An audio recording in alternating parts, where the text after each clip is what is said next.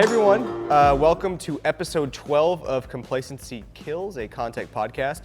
And today it's myself, Mike Witt, and here with Billy Barton, who oversees our federal sales. And what we're here to talk about today is guard booths. We're doing a big push, getting involved in the force protection space as it relates to guard booths and hitting on verticals that really span across a wide variety of industries, from nuclear to military bases and kind of everything in between. So without further ado, Billy, just give a quick intro to the crowd, tell them what you do and how long you've been here and all that kind of fun stuff. Hey guys, so as Mike said, my name is Billy Barton.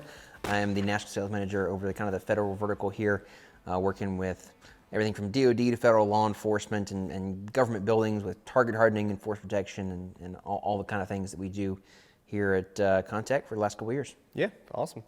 Well, with that being said, so what's been your experience? What have been the primary needs, would you say, when dealing with force protection and typical guard booths at a military installation, right? What has been the consistencies that you've seen across that space when it comes to ballistic rating, when it comes to aesthetic features, capabilities, that sort of thing? What's been kind of like the big standout features that you've been looking for, or your customers, I should say, have been looking for a lot of DoD booths, CONUS side especially? I guess the consistency is the inconsistency. There is, it seems like every project's a little bit different, and some of that is very understandable from a perspective of different bases are designing their facilities off of different things, looking for different aesthetics. You know, some are, still very, don't really care what things look like. We just kind of want a metal box out here, right, that we can put people in, then they'll be protected, and that's fine. And then we are seeing a big trend as well in a lot of places where it's like, hey, we're trying to, not design these bases to look like they're in a combat zone. They're actually, going for a very, very different aesthetic and a lot of kind of natural materials and things like that, and they want their guard booths to blend in with the nearby structures. And so yeah, it's a big mix of different sizes, ballistic ratings, features, aesthetics. It's all very different depending on where you're at. Okay. And so on the armor side, though, on the ballistic side, if they are ballistically rated, do you typically see everything as rifle rated, or do you get a big mix of pistol rating? Some of both. Some of both. Okay. Even I was working on a facility today where they want two different booths in the same area, and one of them is pistol rated and one of them is rifle rated. Right. Right. Yeah. So sometimes on the bigger projects, what we really like to do is get in kind of on the head end of these projects and really help with the kind of threat analysis side of it, as well as the design side, where we can go in and be like, hey, let's have a cohesive, design based upon, what your mission is, what your likely threats are in the area, and let's kind of come up with a cohesive strategy for your security. But in some of these cases, we're coming in on the tail end, and we're not really sure what all the design parameters were behind some of these things and why you need pistol protection, rifle protection in the same area. But yeah, we see everything from non-ballistic environmental marine structures at these gates, all the way up to UL8 and NJ4 type stuff. Typically is the highest we see at the bases, but we see both ends and everything in between. Sure. Okay. And so for the viewership watching us right now, especially the architects, the general contractors, and even the end users, can you give them a bit of a quick walkthrough on what our process is? Because we offer off-the-shelf designs, which you guys can actually go out and see on rcat.com and also on our website, as well as fully custom booths that we build around your specific criteria, requirements, and capabilities. So with that being said, can you give our customers a kind of a walkthrough of what our process typically looks like for a booth acquisition? Yeah, so for guard booths, it's one of those things where, like you said, we can make it super easy and just say, hey, here's a list of designs, pick one. On the other side of it, we have a list of something like, I think it's like 45 standard options on our guard booths that are totally customizable, and even beyond that, when folks throw stuff at us that we don't typically look at, we can pretty much do just about anything. But so it really is kind of an in-depth look at, okay, where are we putting this booth to start with? Is it going on the ground? Is it elevated? Is it mobile? Where is it going? What's the purpose of it? Is it really designed to be kind of a fighting position? Is it more of a, entry control position where we need sliding doors or transaction windows for checking IDs, stuff like that? And then we're designing, the booth kind of from the ground up to make sure that it's meeting those requirements as best as possible. We already mentioned things like doors and windows, things, interior features like, do we need to have, a bathroom inside the booth? Do we need, desks and gun cabinets and electrical features and HVAC and, climate control and, all the different range of features that we look at, as well as, like we talked about, based upon security strategy, hey, what are our likely threats? Yep. Is this just kind of an environmental enclosure for folks to get out of the elements, or do we need, ballistic and/or blast protection or crash protection, on these booths? What level, makes sense? Not only, obviously, we would like to have, the highest level of protection possible all the time, but obviously there's cost that goes up with it as well. Yep. So what's our most likely threat, and how do we, kind of balance that with being good stewards as well? So. Yeah, it's a pretty, in-depth, process where we kind of look at things from the ground up and try to check all the boxes and make sure we're getting our customers exactly what they need for their situation. Sure, absolutely. And, and something that's good that I really appreciate, I think our customers appreciate when we're working with them on a booth, is that they have direct contact to the project manager and to the engineer that's actually designing and facilitating the eventual fabrication of that booth, right? And so with our drawing review process, I think it cuts down a lot of walls for people, and it cuts out surprises. Mm-hmm. So in short, like Billy was saying, there's a whole plethora of things that we're going to go through on the engineering side, to the tactical and capability side and environmental side.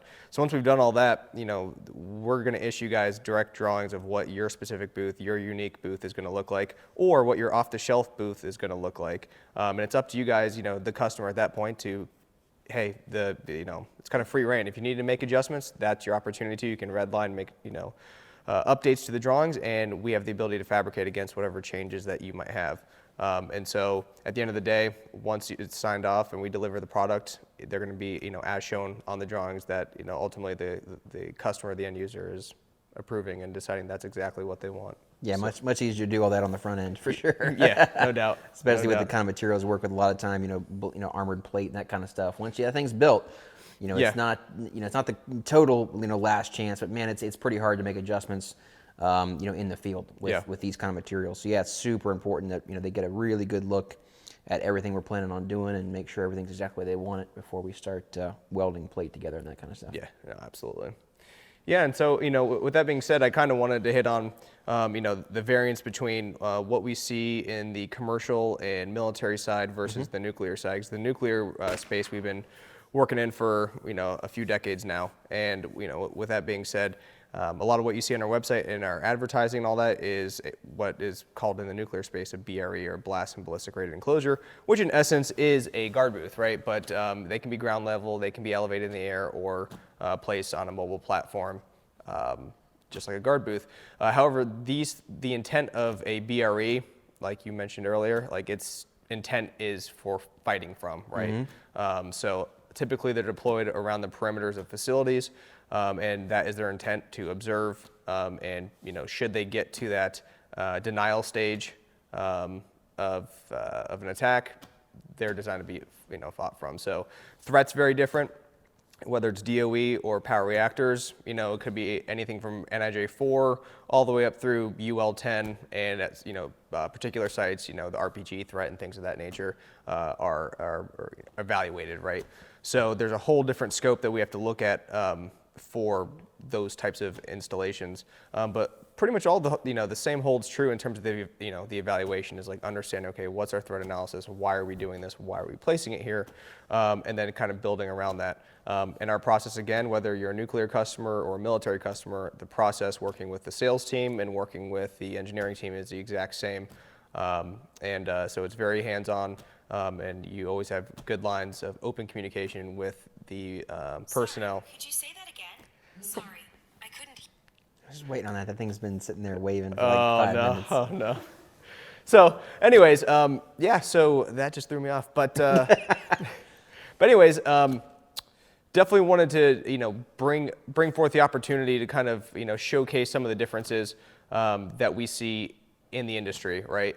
I would say environmentally, something that's very consistent is, depending where you're located in the U.S., whether it's a guard booth, a BRE, or anything like that, there's some of the same kind of, concerns, right? Wind loading, seismic loading, a lot of the environmental features that they would want to consider for HVAC, right? So we're not going to get into all the detail of all the different options we offer, but we have the flexibility and capacity to give you the proper engineering and, more importantly, the proper creature comforts, whether you're in South Florida or you're on the border of Canada. We have the ability, obviously, to flex our designs and infrastructure to accommodate those needs. But yeah, anything else you got, Billy, that you kind of hit on the DoD side, especially from the GC or architect's point of view? No, I mean, I think one of the big things you hit on there, right, is really differences depending on the facility and different things they're looking for. Typically, I think at the nuclear facilities that you were talking about, designed to be a fighting position, and also designed to send a very clear message, like, do not mess with this facility, right? Right. A lot of times, military bases at the entrances are looking to send a very, very different message. And so, I think it's important for folks to know, like, we can really customize the exterior of these booths to pretty much match any of your exterior finishes of your nearby buildings. We've even started doing recently some interchangeable veneer systems where you can change those later on if you want to go from brick to stucco or something like that. Yep. So a lot of options to really make these more friendly looking, if you will, in the environment. A lot of these gates, that we've been at recently are, essentially in the middle of a neighborhood somewhere. Sure. Right? It's not out in the middle of the desert, and then we certainly have those facilities as well. But yeah, whatever they need, and we can customize it to match your facility for sure. Absolutely. And kind of one of the last points I wanted to hit on, because we've seen quite a few projects, especially over the last couple of years, looking at stick build and panelized build in the field versus prefabricated at the factory. Mm-hmm. That's another big one too. In our experience from our OE over here, you are absolutely going to be saving money in the overall project if obviously the intent is to install this guard booth somewhere. As much fabrication that can be done at the facility, built in as few pieces as possible for delivery, offload, and install at the site, the cheaper your overall project is going to be. You really don't save a lot of money on the actual material side, whether it's panelized or assembled here. But you will see the impact of that once it comes time for delivery and install. So always food for thought on that side, because we see both scenarios where customers have a certain preference on how it's to be delivered and deployed. So anyways, if you guys have any other questions, feel free to shoot us an email at info@kontekindustries.com. And with that being said, we'll wrap up episode 12. Thank you for your time, Billy, and we'll see you next month.